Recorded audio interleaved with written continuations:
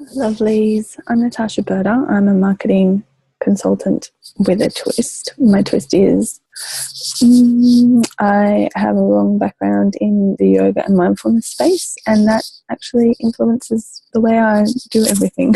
So it means I end up noticing that there's more to it. There's more going on than we think. It's not just textbook stuff with me. So I just wanted to talk a little bit today about groups, Facebook groups.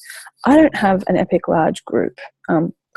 So I'm not an expert, and often my clients ask me what's going on with Facebook groups, how can I make it good, and I wanted to talk to Berta, who has a beautiful group called Business by Design, and she put a shout out in the group. So this is kind of for you, Brenda, and a couple of other of my clients and stuff. So meeting a few purposes with this video.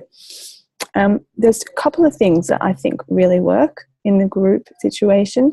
I think number one is don't do it arbitrarily. Like, don't do it because everyone else is doing it. Don't do it the way other people are doing it. I think the beauty of a group, the beautiful groups that I've seen that really work, are really an extension of the person who's holding space for the group and their process.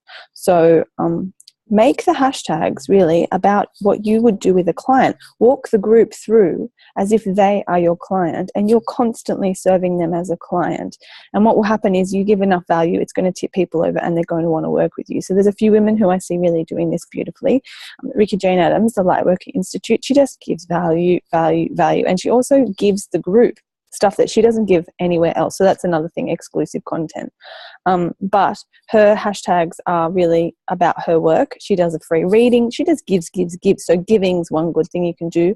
And then a woman, Kerry Kaplan-Norley, has a group called the Business Manifestors Club. And she recently tweaked her hashtags. And I notice now her hashtags are really on message with actually what she does in her process when she's got you as a client. So I would, Brenda, I would change up your hashtags so that they reflect what your offering is when you work with a client. Give us over 7 days. Give us what you would walk a client through. And I think it would really reinvigorate the space. And just give. Like, aside from the hashtags, run challenges in the groups to get people talking about stuff. Video challenges or other kinds of challenges. I really loved the one you did the other day with the questions where we answered these things. Last picture in my phone, my favorite cake, like just getting to know each other stuff is really helpful as well. I think that's the end of my rant, really. I just think if you choose your hash, another person who's doing it beautifully, Mitlay Southey, has Dare to Flourish. And so just when the hashtags are really aligned with what your service is and you're basically servicing the group the way you would a client, I think that is the trick.